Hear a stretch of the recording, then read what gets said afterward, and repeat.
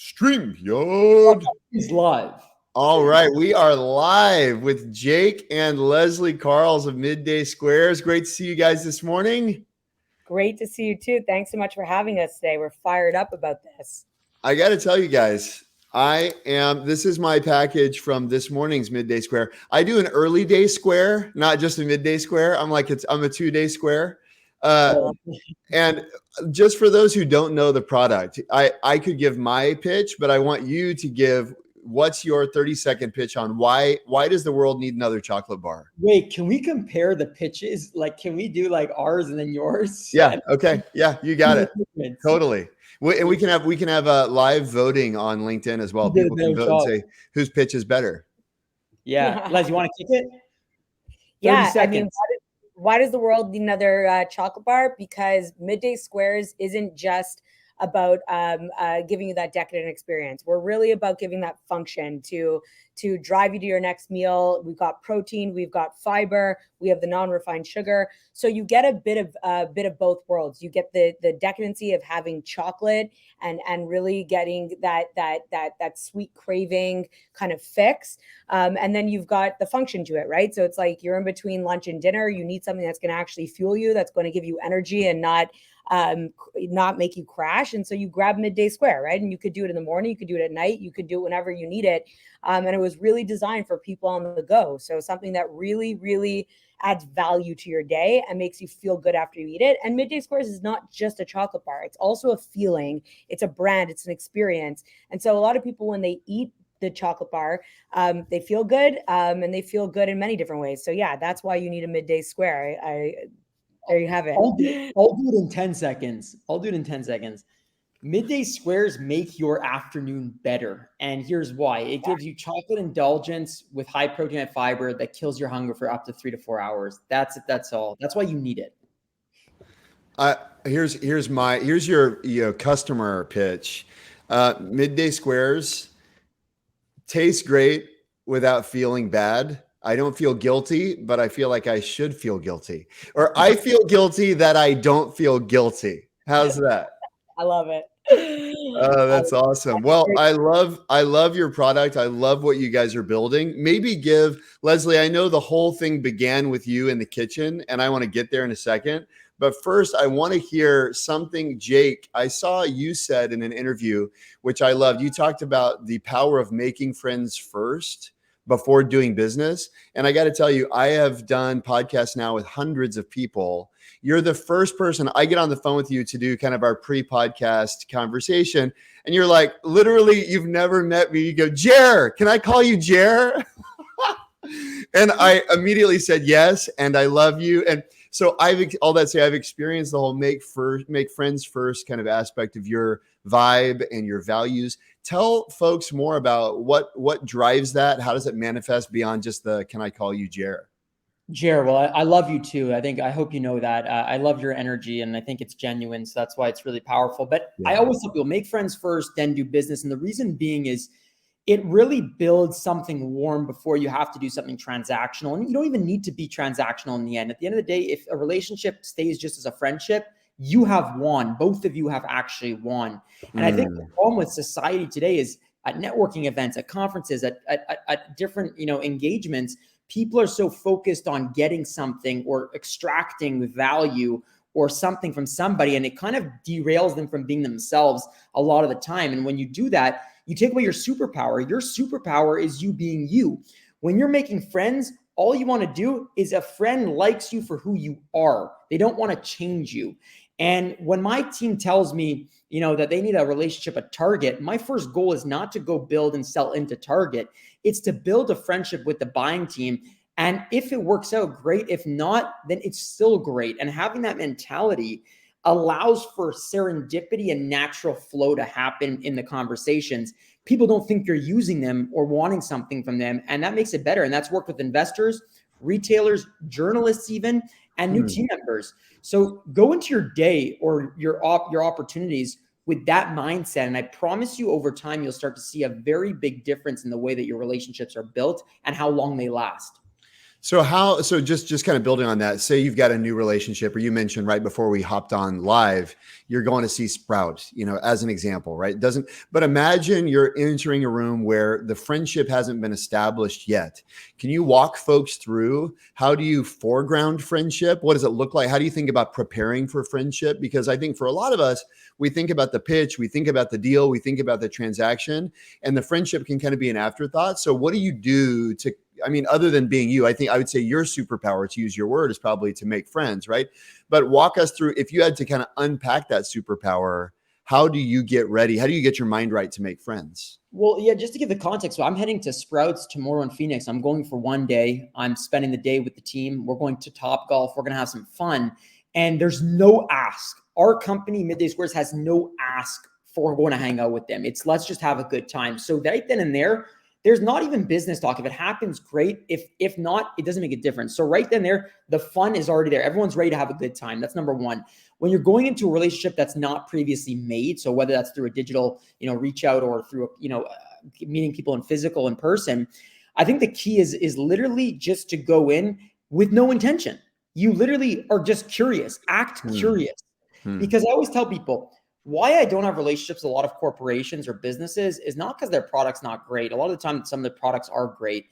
It's because a lot of the time they aren't authentic in the sense of how they're communicating. And what I've noticed through our brand is why we're having a lot of success is obviously product market fit. But a secondary reason is because the three of us in our team is just being real. Like we show you good, ugly, bad. And that transparency creates a relatability and a trust factor. And when you have that, that's what friends are made from, is trust, right? And relatability. Same thing goes for business and customer. It's the same type of relationship, obviously with the transaction that comes.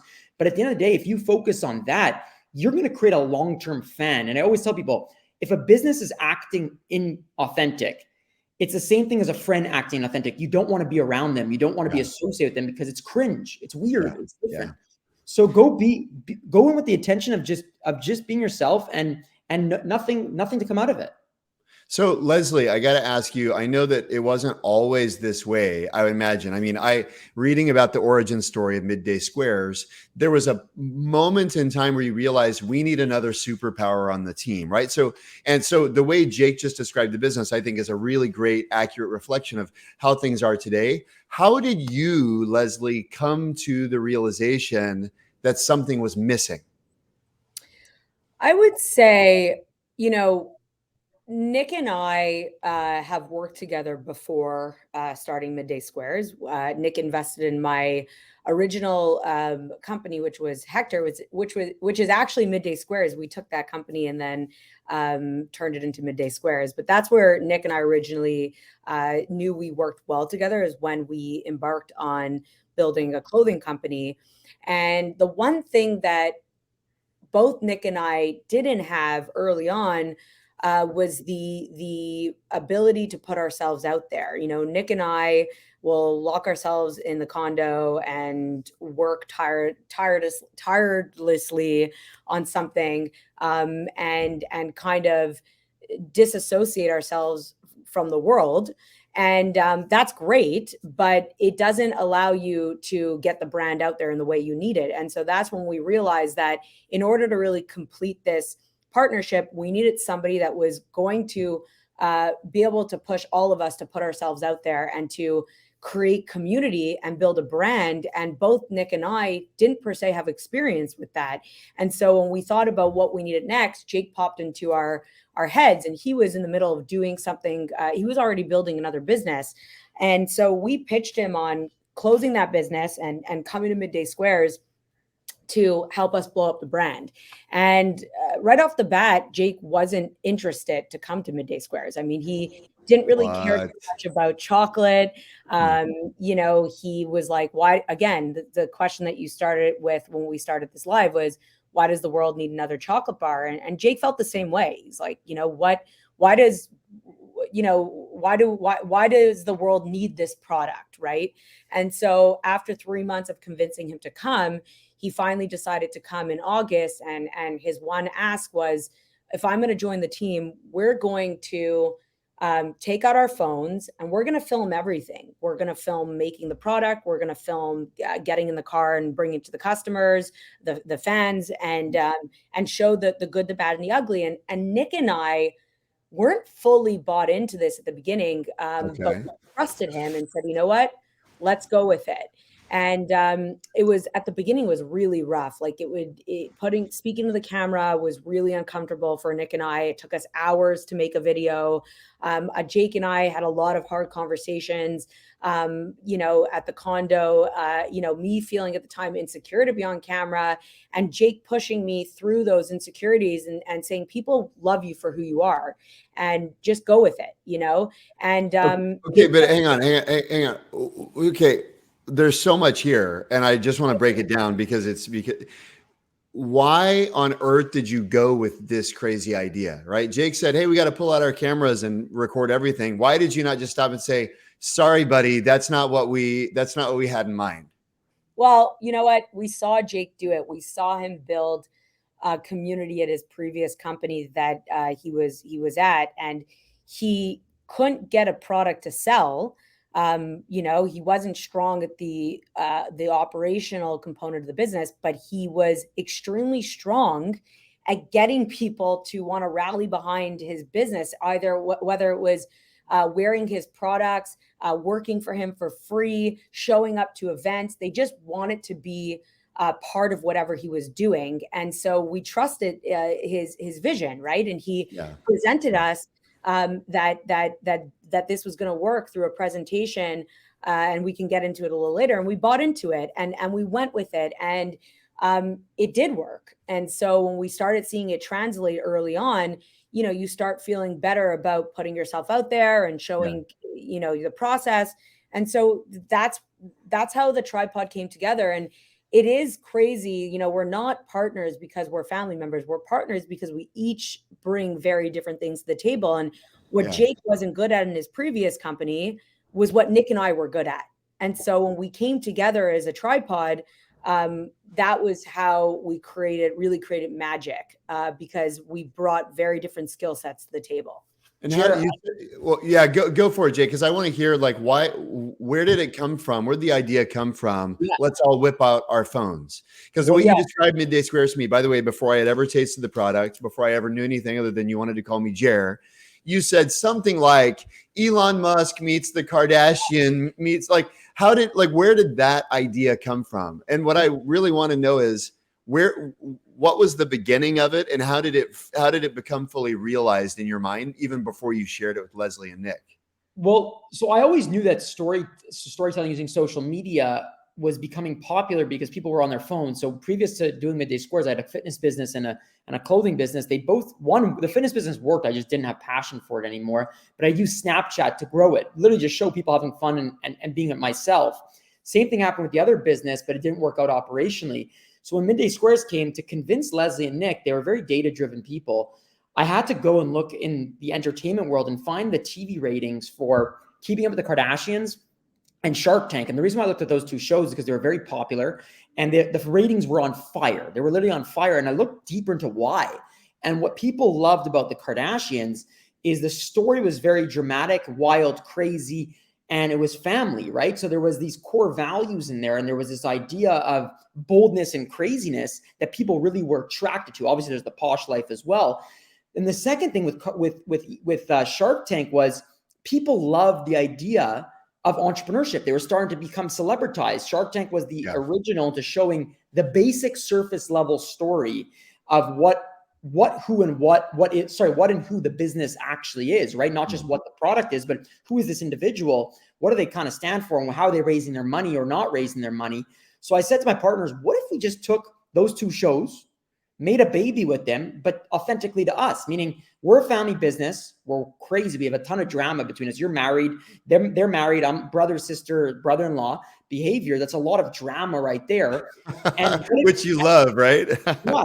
And then I said, what if we took the Shark Tank, but we actually just removed the curtain and we actually showed a glass door of what was going on behind the scenes. So not the trade secrets of our product, but we're talking like therapy sessions, milestones. What does it feel like to open up your first retailer? What's the emotional factor? What does it feel like to meet your first customer? What does it feel like to almost be on a divorce with Lezlie and Nick because the pressure was so high? What does that look like? And then I looked at Elon Musk, and at the time, his social media following was growing so much. And what I said about that was he just doesn't care, and he's unapologetically himself. So people either love or hate him, but the 50% that love him are diehard fans and will do anything. So I said the three of us are weird ass characters that are whack jobs, completely different views on life. Somebody's going to like one of us. So if we just put it out there and be ourselves, somebody's going to veer towards us. And if they're veering towards one of us, they're likely going to be a fan of the business. And that created a reality show on entrepreneurship. We didn't have the money to take cameras out, so we used their iPhones. Okay, so I got to ask this because this is a little bit of a hobby horse of mine, but I often say big data is well and good, but little data trumps big data. And what I mean by that is what I've observed entrepreneurs that I've gotten to teach and mentor and study over the last 10 plus years is they're actually really good at creating data. So big data is all about existing data sets and mining it for insights using AI, ML, blah, blah, blah, right? That's all well and good. Little data is about scrappy experimentation. And I haven't fed you guys this, so I don't know if you're going to say, oh, we didn't have any little data. But Lezlie, you said something about when we started to see that it was working.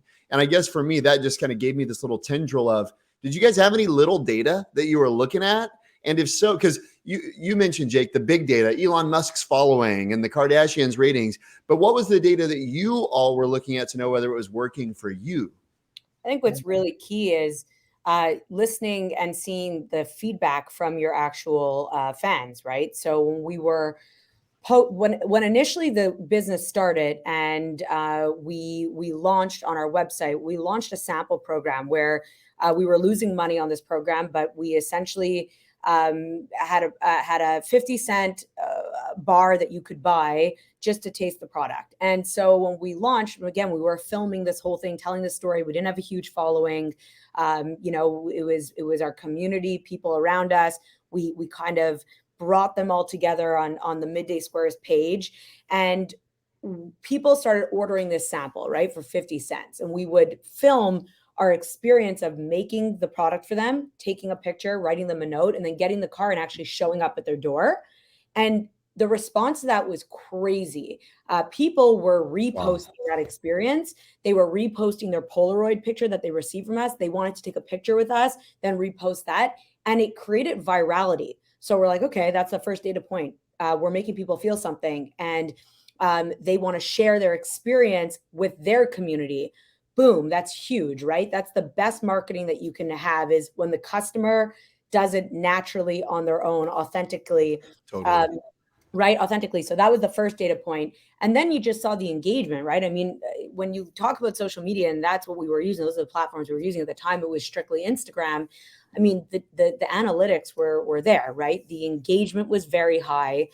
So we were able to see that. But the beginning, we focused less on the analytics, and we focused more on what are we hearing, what are we seeing. So what was the inbound of the experience from the customer? So what were they saying? What were the comments they were writing? How were they sharing their experience? And those data points kept driving us to, okay, people want to see this type of content. Let's keep putting more of it out there. I mean, today, 4.5 years later, we're heavily driven through the analytics, right? So we definitely now look more than ever at, especially on TikTok, it's an incredible platform, and using their analytics when people are dropping off, how many people are watching till the end, what's the views, what's the likes, what's the formula and the patterns that we see based on those analytics of different videos and how they perform. But when we first started, those weren't our data points that we were looking at. Yeah. What, Jake, I can't help but wonder when Leslie's talking about the analytics of, say, TikTok and drop-off rates and stuff like that. I don't think they're at odds, but to me, there's a question about authenticity. There's a question about friendship. There's a question about how do you make sure, because it could be easy to kind of, steer towards, over rotate towards some things that maybe not as authentic. How do you make sure that even in the midst of all this robust data from social media, you stay true to those authenticity values that are right in your foreground of your mind? Oh, I think the key is that we live through our content and we enjoy it ourselves. That's number one. So like even the media team, when they watch content, they're not putting something out because it looks like a trend or it looks like the data is showing that. They'll actually go through what's actually going on and how do we tell that story. And if it means something to them deeply, they're going to share it. And it might not go viral. It might not get the 1 million views that they're looking to hit at their KPI at the end of the month. But the content was added value and so powerful that it was worth it for the 3,000 people that watched it in the end, right? You know, we put 2 videos up recently on, I think it was TikTok, and the videos were one about my personal injury that I'm going through and how it's affecting my entrepreneurship journey and mentally. And it's really good quality content in terms of, you know, what other people might be going through. It could help a lot of people that are going through something similar. And it only got like 4,000 views or 5,000 views. So it didn't go viral, but the power of it was powerful. If you look at the comments, the meaningfulness of them, the engagement of people is so authentic that it's like, it's heart to heart, you know. And then there was another one with depression. My brother-in-law being, you know, he's depressed and he's taking, you know, a certain pill and he talks about it and how it's helped him be more productive. And that went viral. But again, it was heart to heart conversation, right? So I think what we've noticed, the more authentic we are, Jer, is the better we are, the better our content is, and the more we build our community and fuel that community with more authenticity, the more they're going to come back and stay with us for long term. Sorry, I'll add to that. It's just, I think, you know, your content needs to represent you. I think people do chase virality, and I think that's not forever, right? That's not how you build something that can last forever. You might hit virality in the moment, but how do you retain that customer, that fan? How do you build the community? To build a community is very, very hard. You could go viral and be hot for a minute and then fall off, right? Because nobody really cares about what you're doing. So I think, to Jake's point, when we look at the media and we look at our goals for the year, we're going to make certain videos that obviously we've identified a formula that works, that can reach those 1 million views. And we will probably launch one of those videos every month, because at the same time, we're still building a brand. We need to sell product. And so we need to create brand awareness. Now, that being said, those videos are still authentic. They're just a type of storytelling that really resonates and riles people up. And there's that type of story. And then to Jake's point, there's how do we continue to build community? And sometimes that doesn't get 1 million views because it's not dramatic and it's not some big problem that happened in your company, but it's more an intimate moment that still makes people feel something. And I think, you know, I was listening to the masterclass that Kris Jenner was leading on how to build your personal brand. And she says something really important, which is, you know, to understand if people like your content, to understand if your content is making people feel something or resonating, read their comments. To Jake's point, we posted this video on Jake's recovery on his back and the mental strength that it's taking for him to get through this. And if you go on Instagram, there's 60 comments or 65 comments, and they're not normal, they're paragraphs.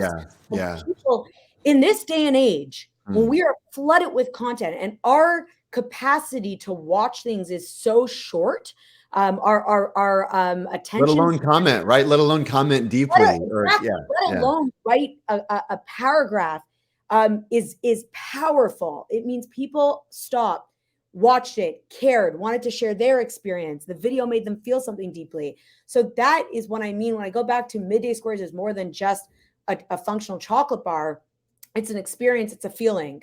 And so, I think there's the fine balance between your data and your intuition. It's Jake, the art. It's the art. That's the art of it. That's the art of winning. That's the art of building fandom in real life. Well, you know what it makes me think of, y'all? I don't, and maybe it'd be worthwhile to look into, but Derek Thompson wrote a book called Hitmakers. I think it's Hitmakers. If it's not, I'll send you the link and I can post on LinkedIn if it's wrong. But there's a great part of the book where he talks about, he contrasts, like, you remember the double rainbow video, you know, and it's like went viral. It's like 40 million views or some crazy number of views. And it's basically a guy going, oh, he's like on a, you know, some kind of a trip saying there's a rainbow and it's like beautiful. He starts crying. And then there was another video that was like a makeup video that went viral. And they both had the same number of views, but they had radically different impacts on the brand and on the trajectory of the creator. And what he unpacks was the double rainbow guy was basically, it was a fluke. It was a one-hit wonder. He had no other content for people to dive into. And so like the viral thing was like a jumping off point, but people jumped in, they did a belly flop into the pool. There's nothing else, right? The makeup artist, I'm making these words up, right? But the makeup artist, she actually had this incredible discipline of posting a video every week. And one of them, after a long time, totally took off. But then all the people who saw that realized there's this trove, this library of material to dive into, and it had this compounding effect, right? And so to me, I think about that with you guys. You've got the kind of the broad appeal of the million view video, but then every time you get like those million views, which is 900 or 996,000 more than the 4,000. Be careful doing math on real time, live, but it's 990,000 more videos than the 4,000 one. But when one of those 990,000 people, discovers you for the first time, then they're able to dive into deeper content. They go down the rabbit hole, and they exactly. Jer and Les, we literally spoke about this. We were on a new investor call this morning with a potential future investor, and we brought up this idea of going on tour. This was a topic that we were discussing to structure how we would go on tour, and what the tour means is simply showing up physically to give a performance or entertainment or added value to a group of people. And it's a very similar strategy to how politics works and how politicians typically go to fire up their bases, and they get their voters excited. And no matter what they say, it doesn't make a difference. They've built the fan so the fan will support them. And I always say, if there's 100 people in these tours that we go to, if 100 people are listening to our conference, and you give the performance of your lifetime, and you get 25 to turn into super fans, those diehard fans can turn into hundreds of thousands of dollars over time, because they're out there selling your product. They're out there going and telling people, shouting about your brand without even you knowing. They're going to the grocery store and fixing your product as a merchandising tool. And that is the power of fandom. That is the power of making people feel something deeply, being yourself, and doing it where you stay consistent, and it will reward you over time. It will have a massive reward, but it's not about virality. It's not about getting 100,000 people in a stadium. What's wrong with that 100? And you're hitting 25 out of that 100 in terms of super fandom. Right. I want to shift gears and talk about something. There's kind of two big topics on my mind that I really hope we cover in the next 20 minutes or so. We can see if we get to both of them, but I'll just kind of preview so that you guys know where we're headed. One is the topic of therapy and the stigmas and all that stuff. I'd love to hear. Jake, you posted recently about kind of reframing therapy, and so I won't give anything else away there. But then the other one, and Lezlie, maybe I'll start with you. I want to go to March 2021. Because March 2021, as I understand it, you've got an acquisition offer basically from a major chocolate brand. Can you talk for a minute about why you said no? Because for a lot of people out there, they go, wow, an exit opportunity? I've only been doing this. What, you'd been doing it 2 or 3 years at that point, right? Wow, an exit opportunity. What gave you the conviction to turn down the acquisition at that point in your journey? And then we'll fast forward, of course, to June 2021 after that. I think for us, we started this journey not knowing per se where we wanted to go with it. But I think early days, Jake, Nick, and I, thought a lot about building this thing and then selling it. And that was our initial thoughts when we launched MidDay Squares. Let's build it, let's sell it, and then let's continue building, right? Or doing whatever would be next for us. And then as we started the journey and became, industrial builders, we manufacture, we built a plant, learning a lot about equipment and automation, even when COVID hit, right? Like that was really interesting for us to see that we now know how to manufacture, and we are a serious added value to society, right? We can start up lines, and we can get products going, and we could support the infrastructure, which was pretty cool. And so we realized that we love this, and we see ourselves building this over the next 25, 30 years into something massive and becoming the acquirer. For us, we don't see why we can't be a version of Mondelez, right? Build a great foundational business, understand how to operate manufacturing plants, understand how to build a good gross margin, create a world-class organization. And then from there, purchase and build and help build other companies, right? And so that's something that we are super passionate about and see ourselves doing. And we have a really clear path to 230 million or 250 million in revenue. And then from there, what's the next stage to go from the 250 to $500 million, and then $1 billion, and then 10 billion, right? So world domination. Yeah, we for us, it's not out of reach.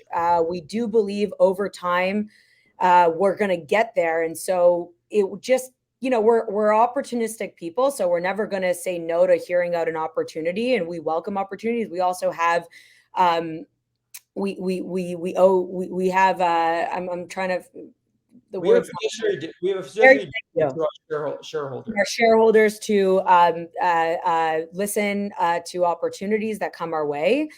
But for us, like I said, we feel we can see this through. We believe we could see it through. We believe we can grow the company to where it needs to go.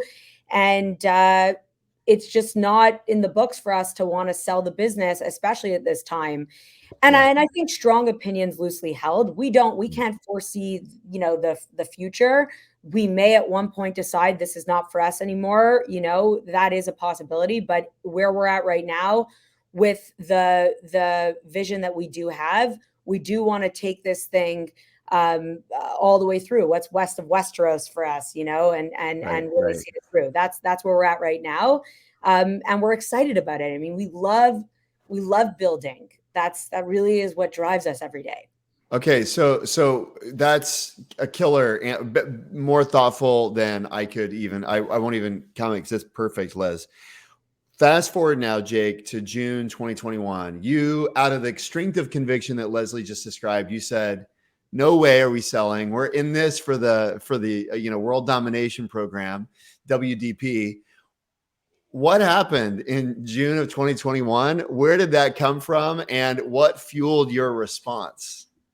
Yeah, so after rejecting a potential offer from a large chocolate company, we then received 2 months later a cease and assist letter, so with a threat to sue regarding the packaging color of our peanut butter. So I'm assuming you can see who it is that has the chocolate peanut butter. And what was unique about the situation was before that, everyone was totally Gucci with everything and fine and dandy. And then we were faced with the scenario. We had 2 weeks or 3 weeks to change the packaging or go to court. And court is very expensive to fight a legal battle. Even if we would have won, it would have been hundreds of thousands to millions of dollars spent in energy on a case that, can drain the whole company. Yeah. And in that moment, because we as a company play to win, and we also play to our strengths. Our strength was, we share our authentic story of what actually happens. If we're going to change our package, we're going to tell you why. We're going to show you the irony of the conversations and show you the good, the bad, the ugly. And when we shared that, our fan base got excited, fired up, energized by the boldness of, kind of exposing an irony or, this scenario where it was David versus Goliath, big chocolate versus small chocolate. And Lezlie wanted to go one step further. And she decided that she wanted to create a music video diss track to show that we are players. We do not want to be any other company. We are our own identity. And we did this diss track. It took about 7 months of planning, recording, executing. It was a parody to the song My Name Is by Eminem. And it just showed the company that we are bold. We are ourselves, and we don't care. We don't need to fight you legally. We don't need to fight anything legally. We could win by being us. And it blew up. It went viral. It was, our fans got excited. It was the David versus Goliath story. It helped us win in the United States, a lot of new customers and new fans. And in the end, we have no beef with that company, by the way. And I always say this is we are fans of what they've built over a legacy in terms of what the company has built and the products they've done, our childhood products, basically. But I could tell you that in those moments of really large uncertainty and hardships, you have two options. Do you go where the herd goes and follow the herd and do what everyone else does? Or do you look the other way and try something new. And that's what we live by at MidDay Squares. It's a core value of ours. And so when we're faced with these moments, we go the opposite way. We want an outlier output. We don't want an average output. And it's either going to be good or bad, but it won't be in the middle. It won't be neutral. And I think that's what's allowing us to continue to expand and continue to, again, go back to our thesis of building fans rather than customers. And yeah, a diss track to answer to a legal battle. Yeah. Okay. So let's talk outliers for a minute, because I wasn't going to go there, but Jake, you just set me up too perfectly. Leslie, talk to us about how does the idea to do a diss track, if that's the good idea or the bad idea, walk us backwards through the kind of the family tree. What led you to the breakthrough? We should launch a diss track in response to this cease and desist letter. Like, how did you get there? Because that's a radical idea. How did you preserve the ability to continue thinking radically, et cetera, et cetera? I think you got to have fun in life. I think that's the first thing, and getting to be creative. You know, I love being creative, and I think MidDay Squares has done nothing yet. Like, we have done nothing. We have zero budgets for marketing and being creatives. Like, we really don't have a lot of budget to get creative. So I think we got to just, you know, figure out how to think outside of the box and have fun with it. When we got the cease and desist, I mean, you know, we were first pretty rattled, right? Like, we're human. We were pretty affected by it. There's so much going on at MidDay Squares. There's so much intensity all the time, and everything. You're at the bottom of the layer cake, so you just feel like you're in quicksand, and everything's going wrong at all times, you know. And I think when that happened, a lot felt like, you know, when you're having explosive growth, the business is walking you a lot of the times. You're not walking the business. So to throw that on top of everything else that was going on, it was discouraging, you know, and it was hard to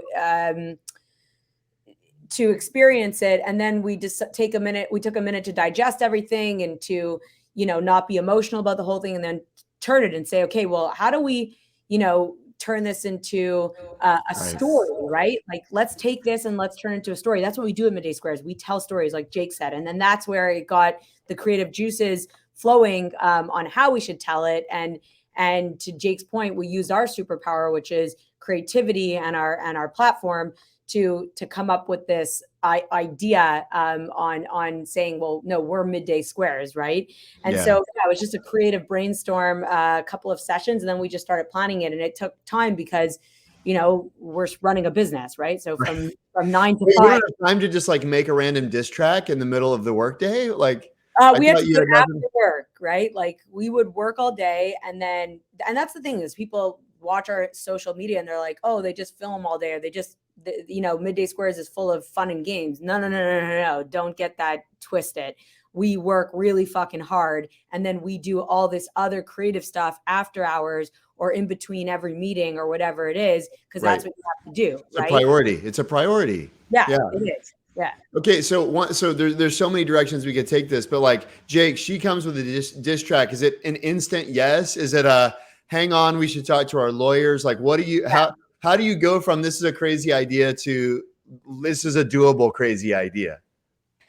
Well, think about this. That was three and a half years into the business. We were doing crazy shit every single month, more or less. And I'm not saying crazy like that, but just always outlier inputs to receive outlier outputs. So when she told us this idea, it was a bit confusing because I was scared from the legal standpoint that this could take us, you know, actually over the edge and close the whole business if this goes south. And then it was like, you go back to, what is our core value? What is the core value? And if this is part of the core value, then why aren't we doing it? And then when we agreed to doing it, and, you know, we did do a legal, obviously speak to our legal team about it. They weren't thrilled. But what I could tell you is, I'll never forget, the one thing that angered me the most about the whole process was having to go to studio to practice how to sing. That was the most, I'm being coached on how to actually, you know, sing like Eminem or try, because that guy is so talented. It's almost impossible, but we'd have to go through hours. That's so good. That's so good. In the middle of it was like 40 minutes from our house, and we'd go there at like 6 p.m. and stay there till 11 p.m. It was brutal after a full day of work. And she would be like, you have to learn this. You have to do it if you want to do this, or we're not doing it. And just going through that training process was like kind of going through school where you don't like a subject and you have to study for it. Yeah. That was the thing. I want to say one thing on that, Jock, is that's where the therapy piece comes in, because, you know, I lead media, right? And Jake and Nick are also my partners, right? And it becomes really complicated when we're trying to record a music video and they've had a really hard day, right? Like I said, there's so many ups and downs as you're building this company, and then we got to show up at 6 p.m. to record a rap song. Right. Totally superfluous, unnecessary distraction, potentially business destroying, free, like extracurricular. And then I'm there and I have to wear my two hats. So I have to wear, you know, running the division, and then also being partners with them and being like, guys, like, I don't need the attitude or the negativity. And that's where we'll go and have a really hard conversation in therapy, where we'll talk through that. Like, if we're doing a music video and we agree to all show up, when we're there, even if you're tired, whatever it is, I don't want to feel it. Commit to the bit, as Will Ferrell said. Commit to the bit, right? Yeah. And let's show up, and don't make me have to motivate you in that moment, right? Like, and so that's where we, you know, kind of like leading into the therapy piece, where every week we show up and have these really hard conversations and learn how to work with each other and learn how to have those hard conversations, you know. And when did you all discover the need for, or the value of therapy? When did you infuse it into your kind of regular rhythm of operations? Les, you want to take this? Because this was long before I was part of the journey. Yeah. So Nick and I have been seeing our business therapist coach, Dr. James Gavin. I've been seeing him now for 12 years. Nick a little longer. Nick introduced him to me, and Nick was introduced to him through another entrepreneur. And basically, you know, I've always been a really big fan of therapy and working, working through whatever it is you need to work through. And when we started MidDay Squares, Nick actually said, the only way I'll really go forward with this partnership is if the three of us commit to business therapy as a tripod. And especially, you're dealing with very fragile relationships. So, you know, brother, sister, brother-in-law, and husband and wife, right? So there's a lot of complex relationships. And you know what, if we MidDay Squares becomes a very successful company at the end of it all, and the three of us don't have our relationships, then what did we really win? We won nothing, right? So that was the commitment early on. Jake was never into therapy. He didn't really believe in it. He felt, you know, there was a negative connotation to it, and he didn't believe in therapy early on, but he did trust us, so he agreed to join the sessions. And it's been the best thing that we've done as a partnership. We've been committed to it together for the last 4.5 years. We show up religiously. I do twice a week. So every Tuesday, it's on rotation to the tripod or Nick and I. And then every Friday, it's my own personal session. And we're super committed to it. And it has changed our partnership. It has changed us as humans. It's allowed us to learn how to have the hardest conversations with ourselves, with our teammates, with each other. And it's helped us to be more empathetic. It's helped us to learn how humans work. And it's challenged us in so many ways. So it's a line on our P&L. It's a very expensive line, but it's the best investment we can make to have a successful partnership. So we really believe in it. I'll throw it to Jake. Jer, I didn't believe in it in the sense, because I thought I was a frat boy. I was in competitive hockey. I thought I was the coolest kid on the block, and I was so naive. Before doing it, I thought therapy meant you're broken and you're a failure. And I say this now, and I say it's crazy that I even thought that then, 5 years ago, that was a thing.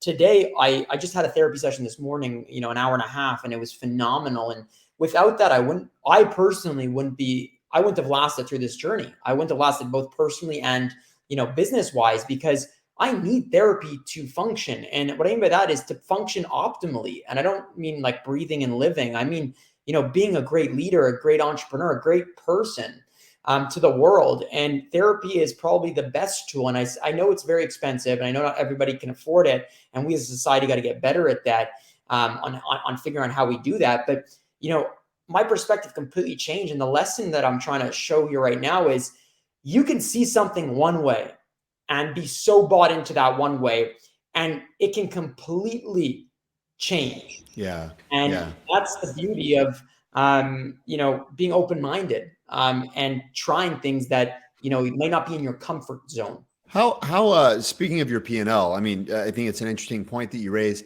How do you advocate for the value to, you've got VCs on your cap table, you've got investors, you mentioned fiduciary responsibility earlier, right? How do you justify that use of resources? And has it been a battle there? I mean, Jake, you mentioned the battle that you had with your own kind of identity. Has it been a battle to demonstrate the kind of demonstrable return, or are the investors now on the other end of the spectrum telling all their other portfolio companies, you guys got to see this performance coach as well? How does that go?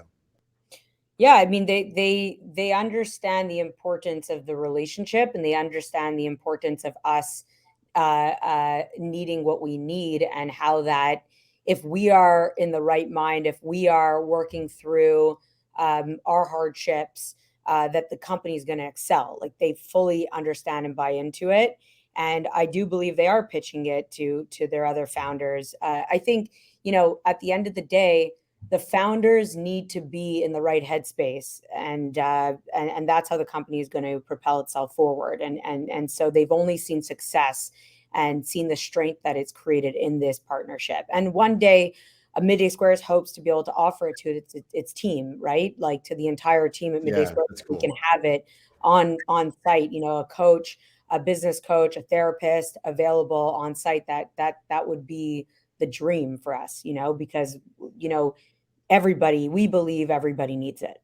Now, Jake, you want to talk for a second about the Reframe? You mentioned this. I don't know if it was Twitter or LinkedIn. I follow you all on all of your different platforms, so I don't know where it was. Maybe it's cross-platform. I thought it was a powerful reframe where you talked about there's a stigma associated when I talked about it this way, but then when I start talking this other way, it unleashed something for people. You want to share that? Yeah. So great. So I basically talked about alcohol consumption, and basically over the last 3 months, I haven't really drank alcohol. And it's not that I've given up alcohol, by the way. If it's an occasion that I feel like I'll do it, I'll drink. It's just that I don't like the feeling that I feel after, and how it makes my stomach feel, and the pains. Anyways, but long story short, I was on antibiotics starting January I had a tooth removed, and I needed to get antibiotics for it. And my friends would always say, come out. And I'd be like, oh no, I can't drink, I'm on antibiotics. And no one would say anything. They'd be like, oh yeah, that's great.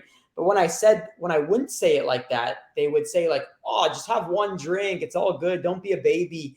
And I realized the mind perceives those things as different. If somebody doesn't want to do something in that space, they're considered weaker or less of.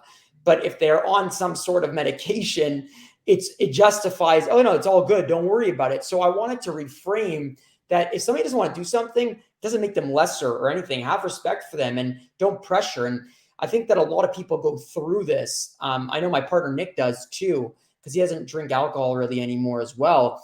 And people just need to take it easy and do them instead of worrying about everyone else.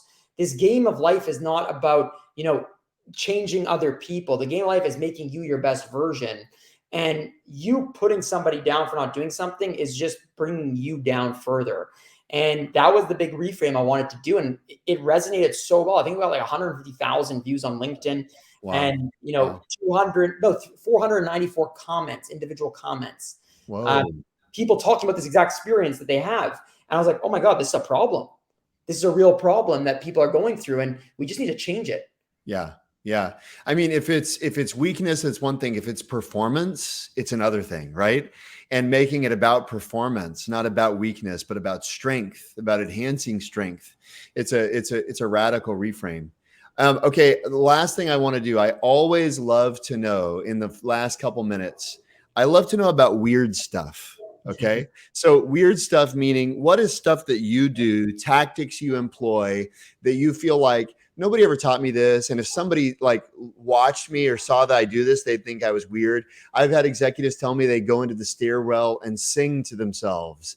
I've had like a world famous New York Times bestselling author tell me that she does her best work when she's laying down in bed working, right? She doesn't like to be at a desk, right?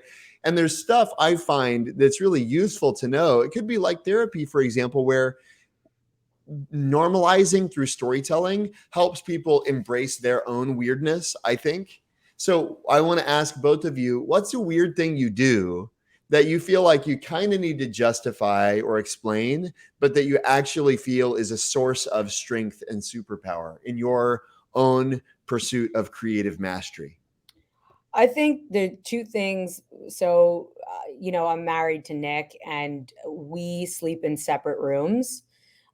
We each individually have our own bedroom. And I think, many people look at that, or there's been a lot of judgments around, how's the strength of your marriage? And, it's odd that you guys don't sleep in the same room, but sleep is something very important, and good sleep is the key to being able to be really strong at work, to be able to have ultimate focus and energy. And so for me, I need to sleep in my own bed because that's how I'm going to have the best sleep. It's not about my relationship being healthy or not.